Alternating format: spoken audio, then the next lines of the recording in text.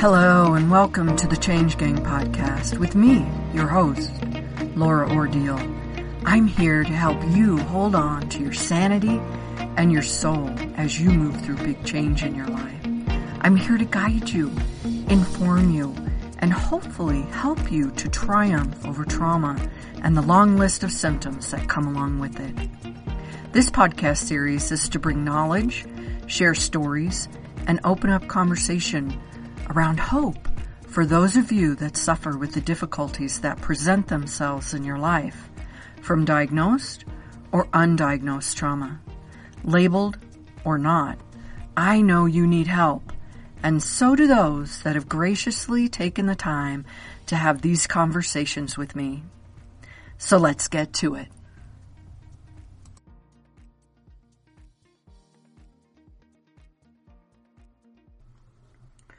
Welcome to the week, Change Gang. I hope that it is off to a great start. Today we're going to talk a little bit about anger and challenge some of the common things out there about it, about the fact that a lot of people think that anger itself is the problem. So today, instead, we'll explore how anger is actually a symptom, an emotion that it often tends to mask deeper issues or unfulfilled needs. We're also going to talk a little bit about why simply telling someone to get over it is not only really ineffective, and I think you know that if you've ever been told something like that, get over it, calm down, just let it go, usually doesn't work, right? Oftentimes it can make things worse. And more importantly, today we'll talk about how there's a way to clear the anger, especially to resolve some of the things that are just what you might think are unresolvable. And it's not going to take years. It's absolutely not going to take years. It often takes weeks or less. So we'll talk about that too. Let's start by breaking down the anger itself. When we experience something stressful or painful or what some would call traumatic in life, we get emotional. We have an emotional reaction to things. Everybody's a little bit different on how that registers, but it does register. And the body registers emotions in different ways. In anger, in anxiety, in all of these things. And anger is often seen as the strong, difficult, or kind of what some people might call active emotion. Emoting would be anger. Contrast this with sadness, depression, anxiety. Emotions that oftentimes the body sees as a more passive thing. It's not really creating something, although it is. But most people would not see depression and anger in the same way. They might see sadness or depression or anxiety as kind of a weaker thing. Sometimes they see the people as weak, which they're not, but that's how, unfortunately, in our society, sometimes it gets viewed. A lot of people, particularly those who feel that they need to be capable and in control and find that those particular reactions to things are unacceptable, or they feel like it's somehow stopped up in their body, it comes out instead in anger. It starts to come out in anger. Most people who have depression often have anger. And it all depends on how that anger comes out as to whether people are aware of that or not. But when people feel they're lacking something or something's not there and they're needing support or help, or simply just need to be heard, or if there's a part of you, whether you realize it or not, that is needing to be heard, and you just don't understand it, often it can feel like not weakness. It can feel like a bewilderment, or what is happening? What's going on in my life right now? And again, anger often comes in as that mask. And it becomes the mask for what's really going on underneath. The anger is felt because someone cannot or does not want to admit to some form of hurt, vulnerability, something that's going on beneath it. There's help that's needed, and no way do they want to admit that. So, what is anger hiding? What is it covering up? Oftentimes, anger comes or is covering up because of an emotional pain. Sometimes, like I said, recognized, sometimes not. It could be a need for connection. It could be a need for safety. It could be a cry of help. Oftentimes it really is. That's what it is. It's a cry for help that says, I need help. There's a part of me inside of me that doesn't know what to do anymore. It's hurting. It's angry. It's frustrated. There's something that's going on that needs to be cleared. And what that is something from maybe so long ago that you don't even remember it, when you were tiny. I mean, this can go way back. And there's something that happened that anchored an issue inside of you, anchored a version of trauma, or anchored a misunderstanding, a feeling of abandonment, a feeling of hurt, being ignored, being unsafe in some way. Something inside of you was anchored in a moment, and now there's that little version of you still inside you that says, I need help. I need help. And you do. You absolutely do. And instead of it coming out in that way of saying, I need help, I'm frustrated, I'm hurt, I'm angry, oftentimes we don't know. And we don't know, it can be triggered instantly at an older age, or it could be something that you've carried throughout your life. Something that every time there was hurt or something that came along, you expressed that in anger. And so that's just the normal way that you do things now. Maybe that's how things were expressed in your home, was in anger. And so that's just a normal thing. Or maybe something came along and all of a sudden now, and this happens so often. I hear this from a lot of people who say, I don't know, all of a sudden I just got angry. I can't even tell you what happened. I don't know. Or the person that they're with says, I don't know. I've been with this amazing person, and now all of a sudden they're angry all the time. Something has happened inside of them that says, we have to heal. It's time to heal.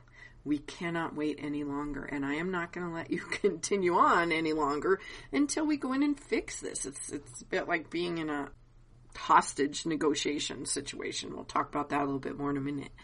But it doesn't get understood, I guess. It doesn't get understood until that person goes in and accesses that other part of them, so that they can understand. And oftentimes, anger doesn't always come out at other individuals. It could come out at the person, being angry at yourself, beating yourself up, going over and over your mistakes, not feeling good enough, not thinking that you can change, not accepting that you need help. All of that is taken out on yourself. And it's hurtful. And it needs to be addressed, because eventually it is going to come out at other people too. So now again, back to that little bit of the hostage situation. If you think about it like that, anger kind of takes over. It grabs hold of you, and it grabs hold of your emotions, of your actions, of your reactions. And the problem is that someone is saying, again, get over it, or get a hold of yourself, get a grip. Stop it. Let it go. And that's not going to happen. There is a grip on you. And that grip is a stranglehold that is not going to be let go until you go and help negotiate that release. So people feel trapped. You might be the person that feels trapped. You might know someone that feels trapped. And they just dismiss it. That's just how they are, or that's what's going on. They're going through something right now, or I'm going through something right now. And it just kind of goes, okay, I can change. I can make this happen. I can be better. And it's all addressed on a conscious level. But what needs to happen to clear that is a negotiation at an unconscious level, going into the subconscious. Unconscious, subconscious, same thing for me. And this is where hypnosis comes in. Hypnosis helps bypass the conscious mind and go in directly to have the conversation with the part of the mind where these deep-rooted things are, where that little hurt version of you is. And through hypnosis, working together, we can gently explore and find, and basically you do this. I'm kind of just the guide that goes along and helps to find the little version of you that has those needs, that is hurt, that feels abandoned or ignored or misunderstood. And you get to have the conversation with that little version of yourself to come to an understanding, to realize what happened. And whether you come back and realize that consciously or it stays where it needs to be, you just come back with a noticing that something's changed, which happens all the time. There is still absolute change that can go on. Whatever that is that happens there, it comes out, and you have come to the understanding. You've come to an agreement, and you come to that place of healing. And from there, knowing what that root cause was, gives you and that little version of you the ability to come together in wholeness, and releases all of that ick, all of that crud that is there that's holding you in that anger. Giving you the ability to know that, oh my gosh, okay, I don't have to be angry all the time. And there's that feeling inside of you that pushes that out is gone. Does that mean you'll never get frustrated or angry again? Absolutely not. I would never want to take away your emotions and the world that you live in, which is an emotional one. That's who you're meant to be. That's what you're meant to have in this lifetime. But you're not meant to stay in them and not be able to control them. So yes, you will still have frustration. Yes, you may still have moments of anger, but they will not overwhelm you, and it will not control your life any longer. Absolutely will not. It comes in, you're able to deal with it, and it goes away. How wonderful is that? So, if you or maybe someone you know has been struggling with anger, I want you to remember what I said at the very beginning of this. Anger is a symptom.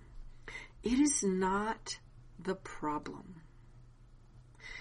And there is always something going on deeper. And the great news is that there is negotiation to be had. You do not have to stay the hostage to it for the rest of your life. It does not have to be that way. Hypnosis offers a resolution to you to someone you love, to someone you care about. And if you'd like to know more about that, you can absolutely connect with me anytime. You can go to my website, lauraordile.com, LauraOrdile.com. Looks like Laura Ordile, but it's Laura Ordile. Go there. Or you'll find a bunch of links in the show notes to reach out to me, to connect with me. Come, have a conversation with me. And let's talk about it and see if it's right for you. See if you're ready for that change. I would be happy to chat with you. Remember that this is trying to tell you something. It's trying to get your attention, and you have the power to listen. So I hope you heard all of that. And if you know someone that it might be beneficial to, please share this episode with them. Send them the link. It's in so many different places, however they want to listen to it. Whether it's on Apple or Spotify, YouTube, Amazon, go to any of those places. You can find the link to this and put it out there and share it with those people. And come have a chat with me anytime. And in the meantime, I hope that you go into the week and have a wonderful one. And I hope also that you meet me right here, same time next week. Ciao. I hope today's episode was interesting and helpful to you in some way. If so, find someone to share it with. Maybe it will help them too. If you'd like to know more about anything discussed here today, you can find all the places to connect with me and the guest speakers in the show notes. Or go to lauraordile.com, LauraOrdile.com, and you can reach out to me there. Until next time, ask when you need help, be kind to yourself, and have a happy day.